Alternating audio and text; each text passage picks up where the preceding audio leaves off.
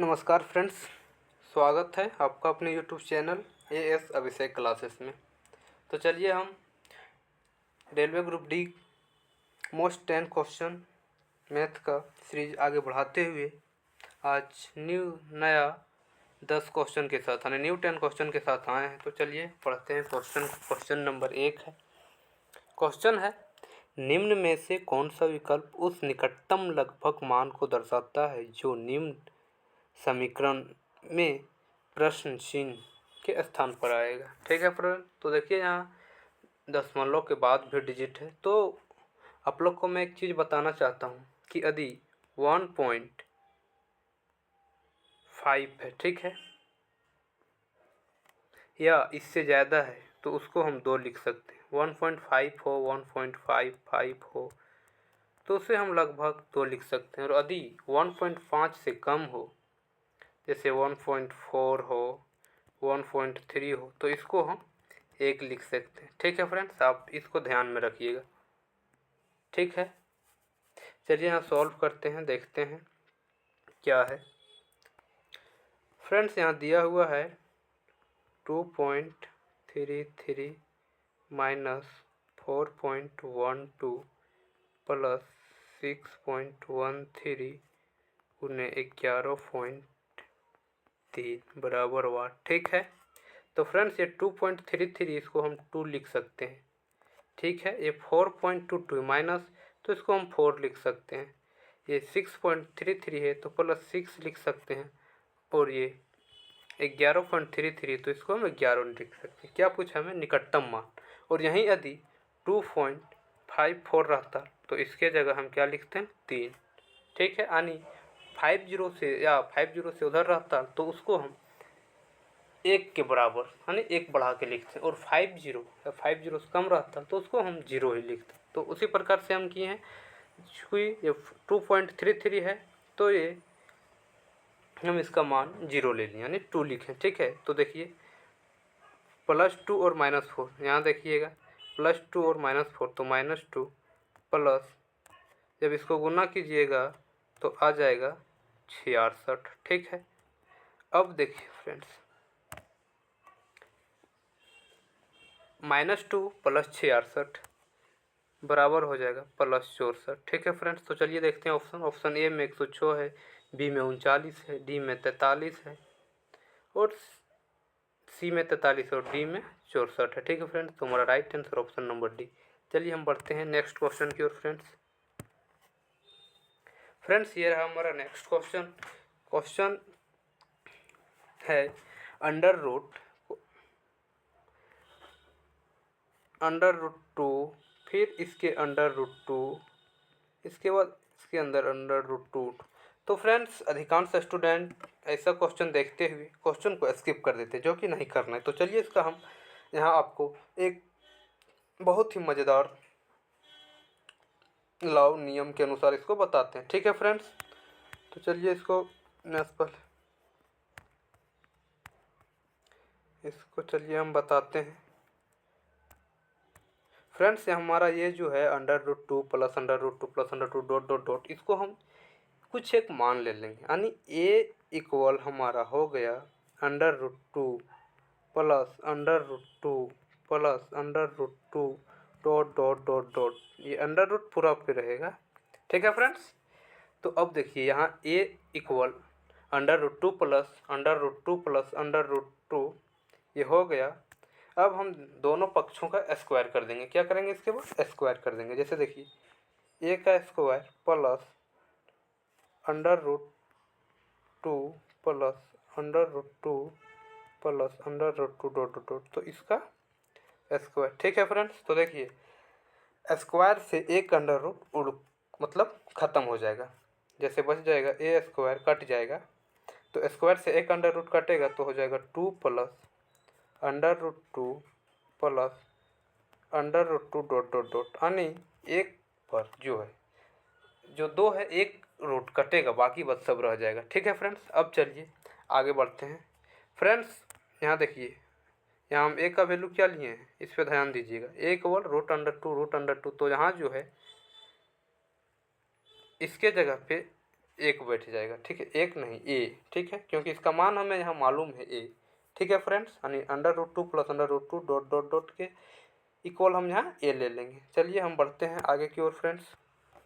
तो फ्रेंड्स हमारा आया था A equal 2 plus √2 plus √2 plus √2 dot dot dot, ठीक है। और हमने इसका मान ले रखा था, क्या ले रखा था, ये, ठीक है। तो हो जाएगा यहाँ ए स्क्वायर होगा, ए स्क्वायर प्लस सॉरी फ्रेंड्स ए स्क्वायर इक्वल 2 प्लस ये, ठीक है। अब इसको जो है 2 प्लस ए को हम लेफ्ट साइड ले आएंगे, तो ए स्क्वायर पहले ए को लाते हैं तो माइनस ये -2 इक्वल 0, ठीक है। ये हमारा क्या हो गया, द्विघात इक्वेशन यानी द्विघात समीकरण, ठीक है। तो चलिए इसको अब हम तोड़ते हैं और इसका मान निकालते हैं। तो फ्रेंड्स ए स्क्वायर माइनस ये -2 इक्वल 0, तो इसको जब हम तोड़ेंगे तो ए स्क्वायर -2 ये प्लस ये -2 इक्वल 0 हो जाएगा, ठीक है। अब यहाँ से एक कॉमन लेंगे तो ए -2, यहाँ से 1 कॉमन आएगा तो ए -2 इक्वल 0, ठीक है। अब देखिए ए प्लस 1 और ए -2 इक्वल 0, ठीक है। ए प्लस 1 इंटू ए -2 इक्वल 0। चलिए यहाँ से हमारा ए का 2 वैल्यू आएगा। तो फ्रेंड्स हमारा था ए प्लस 1 इक्वल 0 और ए -2 इक्वल 0, ठीक है। तो ए बराबर -1 आ गया और 2 आ गया, -1 और 2, जो कि ये -1 वैल्यू नहीं हो सकता, तो होगा 2, यानी ए का वैल्यू 2 आ गया, ठीक है। यानी हम ए क्या लिए थे, ए इक्वल हम माने थे √2 प्लस √2 डॉट डॉट डॉट, ठीक है, डॉट डॉट डॉट माने थे, तो हमारा ए का वैल्यू 2 आ गया, जो कि right answer option number B, ठीक है। चलिए हम बढ़ते हैं फ्रेंड्स नेक्स्ट क्वेश्चन की ओर। फ्रेंड्स हमारा क्वेश्चन है यदि 25:15 समानुपात 15 अनुपात x, तो x का मान, तो हमें यहाँ पूछा है चतुर्थ समानुपाती निकालना है। क्या निकालना है, चतुर्थ समानुपाती। तो हमें मालूम होना चाहिए कि चतुर्थ अनुपात समानुपाती में लगता है a/b बराबर b/ मतलब c/d, ठीक है। और हमें यहाँ दिख रहा है b और c बराबर, यानी 15 और ये 15 जो है, तो हो जाएगा हमारा b गुने c बराबर a गुने d, और हमें d निकालना है तो ये यहाँ चल जाएगा, तो b गुने c माइनस a बराबर d। तो चलिए इस फॉर्मूला पे बैठाते हैं इसको हम। तो b मेरा 15 है, c भी 15 है और नीचे 25 हो जाएगा, ठीक है फ्रेंड्स। तो चलिए 5 से काटते हैं, 5 दिया, 5 बचा, नीचे हाथ से 5 से काटेंगे तो 3, तो जब ये गुना होगा 3 × 3, 3 गुने 3, तो 9 आ जाएगा। क्या आएगा फ्रेंड्स, 9, यानी हमारा राइट आंसर 9 हो जाएगा। तो चलिए देखते हैं ऑप्शन ए में 11 है, बी में 15 है, सी में ही 9 है, तो option number C is right answer, ठीक है फ्रेंड्स। तो हमारा एक्स का वैल्यू 9 हो जाएगा। चलिए बढ़ते हैं नेक्स्ट क्वेश्चन की ओर फ्रेंड्स। हमारा क्वेश्चन है जब 216 के पावर 2/n इक्वल 36, तो n का मान ज्ञात कीजिए। यानी 216 के पावर 2/n बराबर 36। तो चलिए हम बेस सेम करते हैं। तो 216 जो है ये 6 का क्यूब है, 216, ठीक है फ्रेंड्स। तो 216 इसको हम लिख सकते हैं 6 के पावर 3 इंटू 2/n इक्वल, और 36 को तो 6 के पावर 2 लिख सकते हैं, ठीक है। अब ये 6 के पावर 3 का होल स्क्वायर 2/3 है, तो पावर गुना हो जाएगा, तो ठीक है, यहाँ जैसे ये और ये जो है गुना हो जाएगा, ठीक है फ्रेंड्स। तो हो जाएगा 3 दूना 6 यानी 6 के पावर 6/n इक्वल 6 के पावर 2। तो हमें मालूम होना चाहिए कि यदि बेस सेम हो और बराबर में हो तो पावर भी इक्वल हो जाता है, यानी 6/n बराबर 2, ठीक है फ्रेंड्स। अब ये 2 इधर जाएगा तो हो जाएगा 6 बराबर 2n, तो हमारा n का वैल्यू फ्रेंड्स हो जाएगा 3, ठीक है। तो समझ गए होंगे n का वैल्यू जो है 3, right answer option number C, ठीक है फ्रेंड्स। हम बढ़ते हैं नेक्स्ट क्वेश्चन की ओर। मेरा नेक्स्ट क्वेश्चन है फ्रेंड्स 5:15 और 20।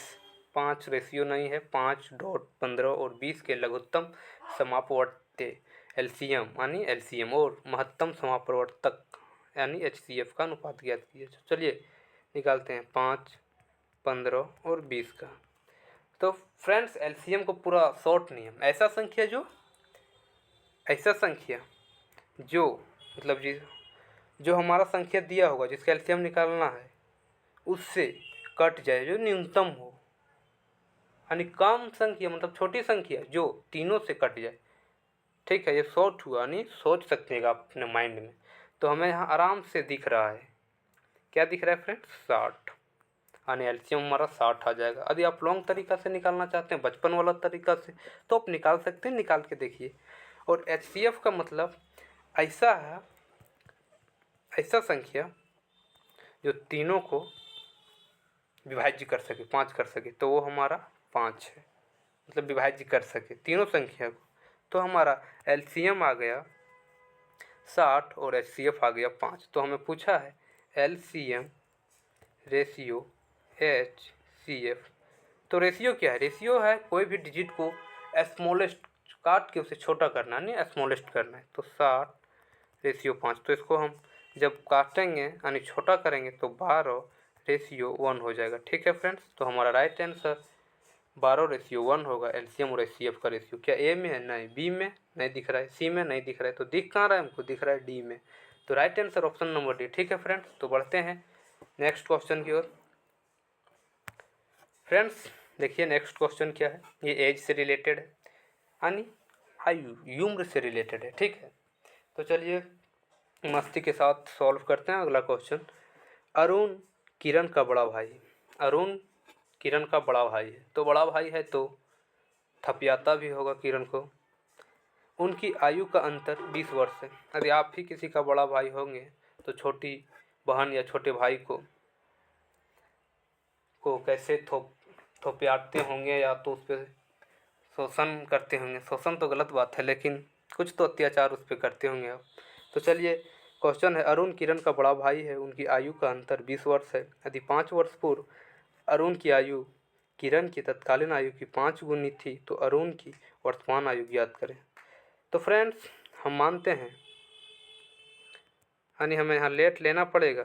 अरुण की आयु जो है वो x है और किरण का जो आयु है इसको हम मान लेते हैं क्या है, y। ठीक है, तो क्या बोला, अरुण किरण का बड़ा भाई है, उनकी आयु का अंतर तो बड़ा है, तो यहाँ तो सिंपल सी बात है कि अरुण यानी x बड़ा होगा। तो x में माइनस वाई यानी x माइनस वाई का अंतर ही 20 है। ठीक है, और यहाँ से हमारा आ गया इक्वेशन फर्स्ट। चलिए अब पढ़ते हैं आगे की ओर। आगे क्या बताया है, आगे बोला गया है यदि 5 वर्ष पूर्व यानी अभी वर्तमान आयु x है तो 5 वर्ष पूर्व x माइनस 5 वाई माइनस 5, जो 5 वर्ष पूर्व है अरुण की आयु किरण की तत्कालीन आयु की 5 गुनी, यानी इसका जो है ये 5 गुना है, मतलब x माइनस 5 जो है y माइनस 5 का 5 गुना है। तो इसको इक्वल करने के लिए हमें y माइनस 5 से गुना करना पड़ेगा। ठीक है फ्रेंड्स, हमने गुना कर दिया है। चलिए आगे करते हैं, x माइनस 5 बराबर 5y माइनस 5 है 25। ठीक है, इसको हम आगे लिखते हैं नेक्स्ट पेज में।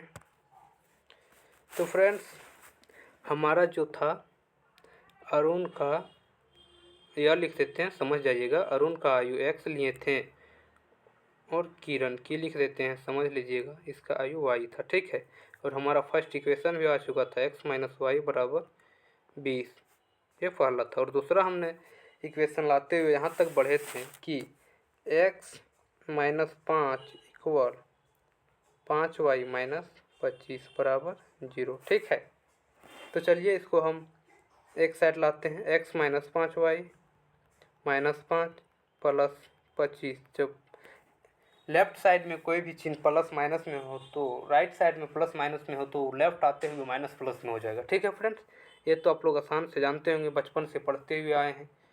चलिए x यहाँ से हमारा सेकेंड इक्वेशन आ गया, x माइनस 5y और माइनस 5 प्लस 25, कोई माइनस प्लस माइनस नहीं कर दीजिएगा, तो माइनस 5 प्लस 25 हो जाएगा हमारा प्लस 20 इक्वल 0। या तो हम इसको ऐसे लिख सकते हैं x माइनस 5y इक्वल -20 ये हमारा इक्वेशन नंबर 2 आ गया। ठीक है फ्रेंड्स, तो चलिए हम फर्स्ट और सेकेंड इक्वेशन को जो है जोड़ते या घटाते हैं, इसके माध्यम से हम x और y का वैल्यू निकाल पाएंगे। ठीक है फ्रेंड्स, तो हमारा इक्वेशन था x माइनस वाई बराबर 20 और दूसरा इक्वेशन था x माइनस 5y बराबर -20। ठीक है, तो यहाँ देखिए हमें निकालना क्या है, अरुण की आयु यानी x का वैल्यू। तो हम यहाँ y को काटते हैं और y को इक्वल करते हैं, तो 5 से हम गुना कर देंगे, तो हमारा इक्वेशन हो जाएगा 5x minus 5y equal 20/25 100। Friends, थोड़ा राइटिंग इसमें गड़बड़ हो जा रहा है, तो उससे आप मैनेज कर सकते हैं। हम तो बोल ही दे रहे हैं, आप लोग यदि ध्यान दीजिएगा तो सब तो आप लोग पता ही चल जाता होगा, हमारा आवाज़ से भी आप लोग लिख सकते हैं। ठीक है, अब चलिए इसका चिन्ह बदलते, माइनस प्लस प्लस। ठीक है, ये कट जाएगा, -5y प्लस 5y और यहाँ माइनस की जगह प्लस हो जाए, तो 5x माइनस एक्स ये घट जाएगा जब। ठीक है फ्रेंड्स, तो 5x minus x 4x equal 100 और 120, 100 और 20 120। ठीक है, तो यहाँ से हमारा x का वैल्यू आ गया 120/4 यानी 30। ठीक है, तो हमने अरुण की वर्तमान आयु मान रखा था क्या, x, जो कि हमारा आ गया x का वैल्यू यानी अरुण की वर्तमान आयु 30 है। Option number C is right answer. ठीक है फ्रेंड्स, हम बढ़ते हैं नेक्स्ट क्वेश्चन की ओर। फ्रेंड्स, ये क्वेश्चन में थोड़ा तो टाइम ले लिया, चलिए नेक्स्ट क्वेश्चन पढ़ते हैं। नेक्स्ट थोड़ा स्पीड बढ़ाते हुए, एक आयत की चौड़ाई इसकी लंबाई के 1/3 के बराबर है, यानी आयत की चौड़ाई जो है लंबाई के 1/3 है, यानी जैसे देखिए हम लेंथ ले लिए x, लेंथ क्या ले लिए, लेंथ यदि हम x ले लिए तो हमें ब्रेथ लेना क्या पड़ेगा, 1/3 है, लेंथ का 1/3 यानी x/3। ठीक है, यदि आयत का परिमाप, तो आयत का परिमाप हमें मालूम होना चाहिए 2 × L + B होता है, जो कि हमें कितना दिया है 64। तो आयत की चौड़ाई ज्ञात करें। ठीक है, तो चलिए हम बैठा देते हैं, लंबाई x लिए हैं, ब्रेथ x/3 लिए हैं इक्वल 64 है। ठीक है, तो चलिए अब यहाँ से हम बढ़ते हैं इधर ये यहाँ। ठीक है, चलिए अब हमारा आ गया 2 × x, तो 2 इंटू हमें मालूम होना चाहिए यहाँ x के नीचे कुछ नहीं तो 1 रहता है, 1 लगे रहता है, तो नीचे 3 हो जाएगा। ठीक है, एलसीएम लेंगे, नीचे 3, तो 3 × 3x प्लस x इक्वल क्या है 64, कितना है 64 इक्वल यहाँ नीचे लिख दिए फ्रेंड्स। ठीक है, तो चलिए यहाँ अब इसको सॉल्व करते हैं। 2 × 3 और 3, 3x और x 4x अपॉन 3 इक्वल 64। ठीक है, तो हो जाएगा 8x/3 बराबर 64। तो हमें मालूम होना चाहिए कि इक्वल के ऊपर वाला कट जाता है, तो 88 64 और x बराबर आ जाएगा 8 × 24 यानी 24। तो हमारा लेंथ आ गया कितना फ्रेंड्स 24, x 24, तो ब्रेथ कितना आएगा 24/3 हो जाएगा कितना फ्रेंड्स 8, कितना हो जाएगा हमारा 8। तो देखते हैं 8 कहाँ है, ऑप्शन नंबर डी में 8 है, तो option number D is right answer. ठीक है, तो चलिए हम बढ़ते हैं नेक्स्ट क्वेश्चन की ओर। फ्रेंड्स, हमारा नेक्स्ट क्वेश्चन है, निम्न में से कौन सी 9 से विभाज्य है। तो हमें 9 से विभाज्य की रूल जानना चाहिए, तो हमें मालूम होना चाहिए कि 9 से वही संख्या विभाज्य होगी जिस संख्या की सभी डिजिट को जोड़ के 9 से विभाज्य हो जाएगा। यदि कोई संख्या है, उस संख्या के सभी डिजिट को जोड़ देंगे हम, और जोड़ के जितना आएगा वो यदि 9 से विभाज्य है तो वो संख्या भी 9 से विभाज्य होगा। तो चलिए देखते हैं, हम जोड़ते हैं, ऑप्शन नंबर ए से स्टार्ट करते हैं। तो ऑप्शन है 3 2 5 1 6 और 1 3, तो हमें दिख रहा है ऑप्शन नंबर ये ही 3 2 5 6 3 9, जो कि 9 से विभाज्य है, तो option number A he right answer. ठीक है, तो उधर देखना नहीं, यदि नहीं विश्वास हो तो देख सकते हैं। 5 2 7 3 10 2 12, जो कि 9 से विभाज्य नहीं है। सी देखिए 2 1 3 1 4 2 6, ये भी छोड़ना ही है 9 से डिवाइड, 9 9 18 1 19, ये भी नहीं है, तो option number A is right answer. ठीक है फ्रेंड्स, बढ़ते हैं हम आज नेक्स्ट क्वेश्चन की। क्वेश्चन है, यदि 11 15 13 क्या है 11, 15, 13 P और 10 का समांतर माध्य 11 है तो P का मान ज्ञात कीजिए। तो आप सोच में पड़ गए होंगे कि ये समांतर माध्य क्या होता है। हमने तो माध्य सुना है और ये समांतर माध्य दिया, तो कुछ नहीं होता है। समांतर माध्य भी क्या होता है, माध्य ही है। ठीक है, तो चलिए हमें माध्य की फॉर्मूला पता होना चाहिए। क्या होता है, प्रेक्षणों का, हम यहाँ शॉर्ट में लिख दे रहे हैं, प्रेक्षणों का योग बटे क्या होता है, प्रेक्षणों की संख्या। ठीक है, तो सभी प्रेक्षण को जोड़ते हैं। 11, 15, 13, 11, 15, 13 प्लस P प्लस 10 इक्वल कितना टोटल है 5, और हमें माध्य दिया है 11। ठीक है, तो P का मान ज्ञात करना है, तो यही P का जो मान है हमें ज्ञात करना है। ठीक है फ्रेंड्स, तो चलिए बढ़ते हैं नेक्स्ट पेज की ओर। तो फ्रेंड्स हमारा था 11, 15, 13, 10, इस सबको जोड़िएगा तो 11 और 15 26 और 13 26 और 13 हो जाएगा 39, 26 और 13 39 और 10 49, तो 49 प्लस P बटे 5 बराबर 11। ठीक है, तो ये 5 यहाँ डिवाइड में उधर जाके गुना हो जाएगा, तो बच जाएगा हमारा 49 प्लस P बराबर 55। ठीक है, अब P बराबर हो जाएगा 55, 49 इधर प्लस में है तो उधर जाके माइनस में हो जाएगा, और हमारा आ जाएगा 55 माइनस 49 बराबर 6। तो P का वैल्यू आ गया फ्रेंड्स 6। कितना आ गया, 6। Right answer option number C. ठीक है, तो चलिए हम बढ़ते हैं नेक्स्ट क्वेश्चन की ओर फ्रेंड्स, और आज का लास्ट क्वेश्चन। ठीक है फ्रेंड्स, तो क्वेश्चन देखते हैं। क्वेश्चन नंबर 10 है। क्वेश्चन है -5/7 के पावर -6 इंटू -5/7 के पावर 4। तो हमें मालूम होना चाहिए कि यदि बेस सेम हो तो पावर, यदि बेस सेम हो और संख्याएं गुना में हो और तो पावर जुड़ जाता है। यानी बेस सेम हो, दो संख्याएं जो बेस सेम हो और गुना में हो तो उसका पावर आपस में जुड़ जाता है। तो चलिए यहाँ देख रहे हैं कि बेस सेम है -5/7 और -5/7, तो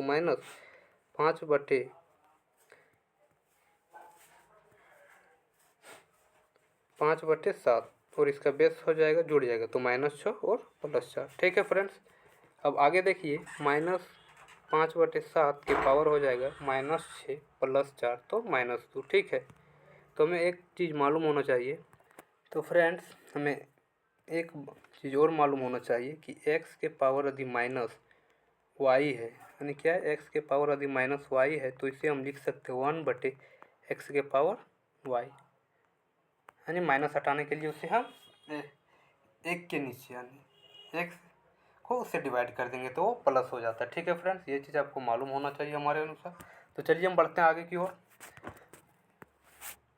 तो फ्रेंड्स यहाँ हमारा हो जाएगा 1/-5/7 के पावर +2। क्यों, क्योंकि 1 के बटे आया तो पावर चेंज हो गया। ठीक है, तो चलिए इसे करते हैं 1/-5 के पावर 2 बटे 7 के पावर 2। तो हमें मालूम होना चाहिए कि ये जो है सबसे ऊपर चला जाएगा। ठीक है, तो 7 के पावर 2 और -5 के पावर 2, तो 7 7 49 और 5 25, तो हमारा आंसर आ जाएगा 49/25। ऑप्शन नंबर भी राइट आंसर। ठीक है फ्रेंड्स, आज एंड करते हैं यहीं, और आप चैनल को सब्सक्राइब कीजिए, लाइक कीजिए और अपने दोस्तों के साथ शेयर कीजिए। ठीक है, थैंक यू, धन्यवाद।